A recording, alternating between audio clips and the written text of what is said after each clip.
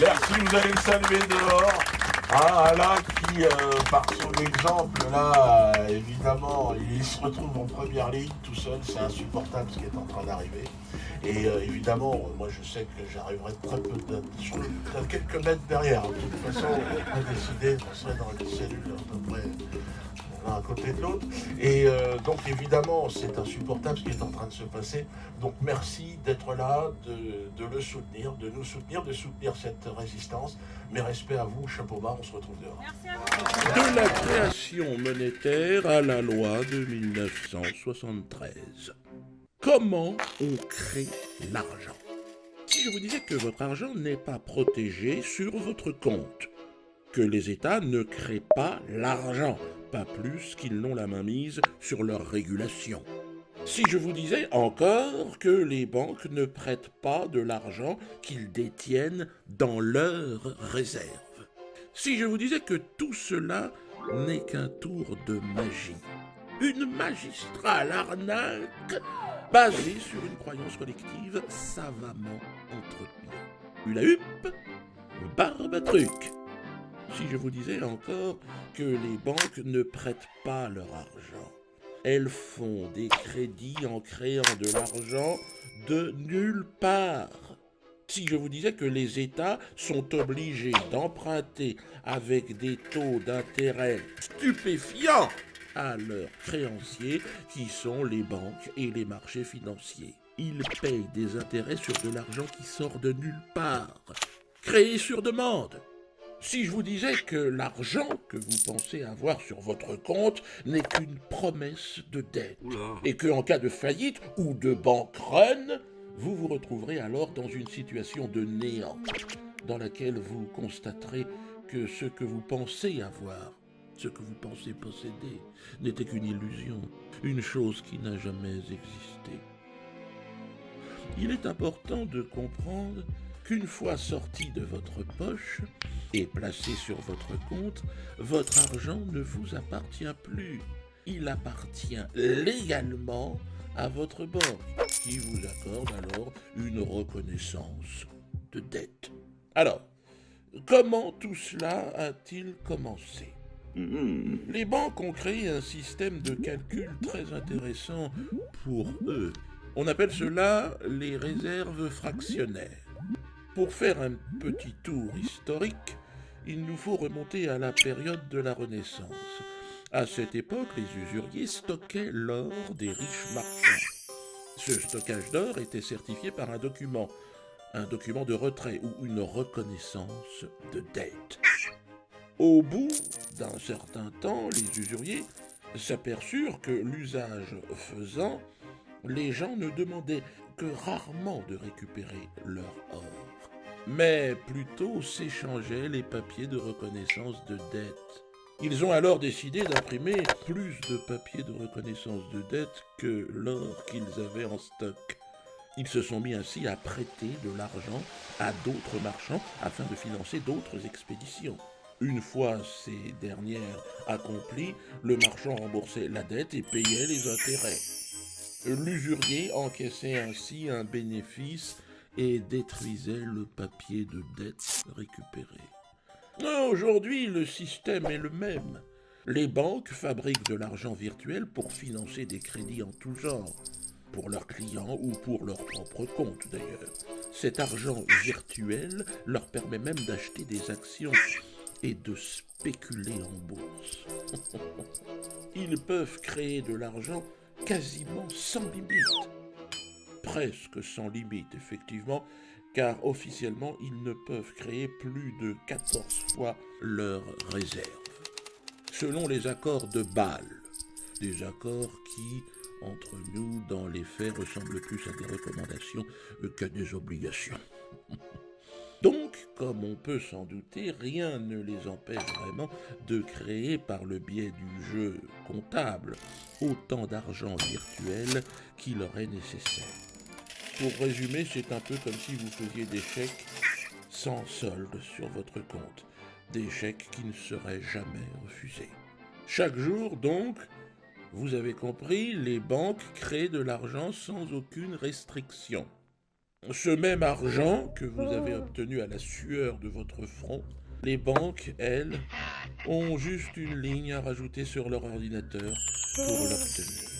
Et sachez que cette ligne sur l'ordinateur nous coûte très cher en intérêt. Plusieurs dizaines de milliards d'euros sont donnés chaque année aux banques par l'État français, donc avec vos impôts. L'État français qui doit payer ses intérêts et rembourser une dette artificielle qui ne s'arrête jamais. Plus de 100% du PIB. Et cela date de la loi Pompidou, alors président de la République française et ancien directeur général de chez Rothschild. Cette loi inique du 1er janvier 1973 stipule que l'État ne peut plus emprunter d'argent à la Banque de France, loi qui ensuite a été validée au niveau européen via le traité de Lisbonne, puis le TFUE, traité sur le fonctionnement de l'Union européenne, article 123. C'est une loi qui a été présentée officiellement comme une solution pour protéger les États en empêchant de faire tourner la planche à billets à des fins électorales, au risque de créer une inflation permanente. Alors, sur le devant du tableau, c'était une idée louable. Mais malheureusement, dans les coulisses obscures, c'était un tout autre dessein. Cela mettait en séquestre la souveraineté de l'État et cela a créé sa mise au pas par le monde de la finance. Car dorénavant, l'État serait obligé d'emprunter ou plutôt de demander des crédits aux marchés financiers contrôlés en grande partie par les banquiers. Donc des sociétés privées qui n'ont ni nation ni drapeau, mais seulement des actionnaires et des lobbies à rassasier. Grâce à cette loi, les banques venaient donc de faire main basse sur les pays et leurs citoyens. Ils sont donc devenus l'élément central de ce monde, les véritables maîtres du jeu. D'ailleurs, Michel Rocard, ancien Premier ministre français et un des pontes de l'administration française, avait dit que depuis la loi de 1973 et le traité de Lisbonne, nous avons perdu la liberté pour un État de se financer. Si cette loi n'avait pas vu le jour, notre dette d'État aurait à peine atteint les 15 à 20%. Aujourd'hui, nous ne payons que la dette et surtout ses intérêts, si eux-mêmes le disent. Très bien, vous allez me dire, mais la Banque centrale, elle devrait nous protéger de tout cela. Il faut savoir que les banques commerciales, nos banques, comme le Crédit Agricole, la BNP, la Société Générale, ont tout un compte bancaire à la Banque centrale. Et toute banque commerciale doit y rendre des comptes. Car le rôle de la Banque centrale est officiellement de maintenir la stabilité des prix et garder l'inflation en dessous de la barre des 2% par an. Elle gère aussi la fabrication et l'impression des billets physiques qui ne représentent avec les pièces que l'autorité nationale fait fabriquer et non la Banque centrale que 10% de l'argent total en circulation. Donc l'argent qui n'a pas de réalité physique, que l'on appelle monnaie scripturale, représente 90% de l'argent en circulation dans l'économie réelle. La Banque centrale est donc à la base un bouclier pour nous protéger, pour réguler la création monétaire et empêcher aux banques privées de faire n'importe quoi. Mais en réalité, elles sont plutôt devenues le vassal des banques commerciales. Car effectivement, si une banque faute et que l'État ou la Banque centrale décide de la punir et de ne pas renflouer les caisses de cette dernière, alors la banque va faire faillite et détruire l'épargne de dizaines de millions de personnes et d'entreprises. Un risque pour l'économie que personne ne veut avoir à prendre sur les épaules. Donc, les banques commerciales utilisent cette menace de la crise sociale pour prendre en otage les États et les banques centrales. Ce hold-up bancaire est terrifiant. Et tant qu'une nationalisation d'État n'est pas faite auprès des banques, alors il ne pourra pas y avoir d'échappatoire à cette domination des banques privées. Votre épargne, votre argent que vous gagnez chaque jour à la sueur de votre front n'a pas de valeur réelle, au vu du fait qu'il est illimité en création. Juste la croyance populaire de sa stabilité font que les populations continuent à se sacrifier pour ce dernier. Peut-être dans quelques jours, semaines, mois ou années, l'État vous dira de faire le sacrifice de votre épargne, pour le bien de tous, comme Madame Lagarde d'ailleurs l'a déjà annoncé. Notre vidéo n'était qu'une introduction. Nous vous invitons à regarder sur YouTube les nombreuses vidéos qui vont vous expliquer en détail l'ensemble de ce système mafieux. Il est de la responsabilité de chacun de diversifier son épargne et de ne pas tout laisser entre les mains des banques ou des assurances. Alors, dans les vieux systèmes de conservation tels que l'or ou la pierre, mais ces deux modèles sont saisissables. Il y a aussi les crypto-monnaies, qui elles sont insaisissables, telles que le Bitcoin ou le Cestray. De défaite en défaite jusqu'à la victoire, hein. C'est la longue marche. Hein. Voilà, de défaite en défaite jusqu'à la victoire. Nous finirons par gagner. Et comme nous finirons par gagner, nous avons donc déjà gagné, puisque je rappelle que nous, les vrais, ce qui nous importe, c'est pas la vie sur Terre, c'est le salut de notre âme. Hein. C'est ce qui va se passer là-haut. Les autres, là, les satanistes, le là-haut n'existe pas, tout est sur Terre.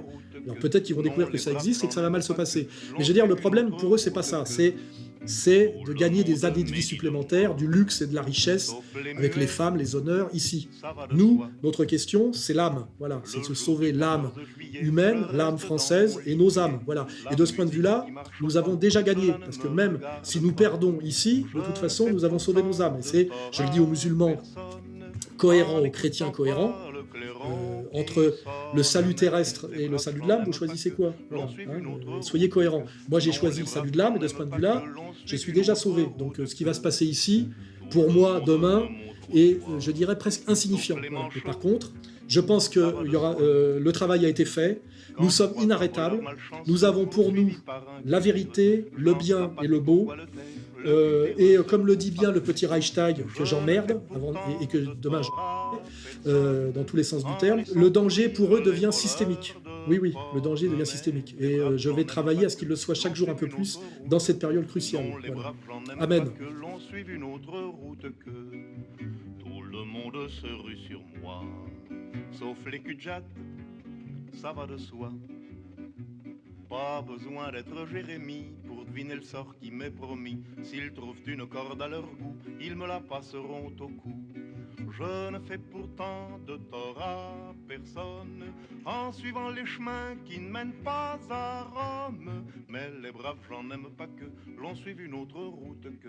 Non, les braves gens n'aiment pas que l'on suive une autre route que. Tout le monde viendra me voir pendu, sauf les aveugles, bien entendu.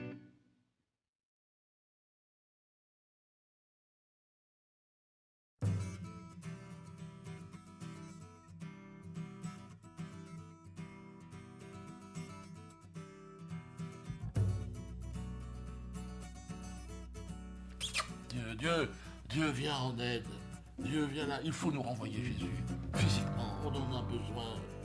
Les marchands du temple sont revenus, ils ont repris le temple. Oui, tu m'entends? Les rues, les faubourgs, les médias, ils sont partout. Il faut qu'on retrouve notre liberté. Toi, Jérusalem, symbole de la fidélité, toi qui étais la ville modèle remplie d'équité, tu es devenue une prostituée. Arrêtez-le! N'avez-vous pas su? N'avez-vous pas entendu? Cela n'a-t-il pas été dit depuis le commencement? Qu'ai-je à faire de la multitude de vos sacrifices, dit le Seigneur? Cessez d'apporter de vaines offrandes.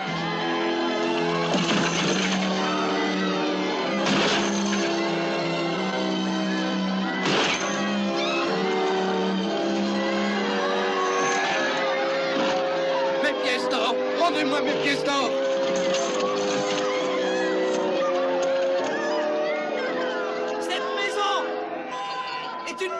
Prière. Et vous en avez fait une caverne de voleurs. C'est un fou. Simon, oui. Tu l'as vu ce matin au marché? Oui. Et je n'ai jamais vu quelqu'un distribuer autant de pain à la fois.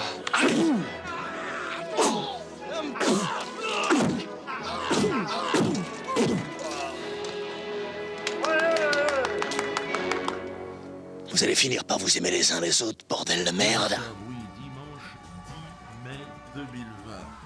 Waouh! Dernier jour de confinement et jour du Seigneur. Pour ceux qui aiment les signes, celui-ci est flamboyant. Il annonce le miracle de la résurrection. Oui, nous sortons du monde des ténèbres. Nous sortons de cette épreuve du virus en survivant, auréolé de l'espoir. Oui, quel sera ce monde qui nous attend? Nous avons traversé les peurs les plus profondes et demain, nous ressuscitons d'entre les morts du Covid-19.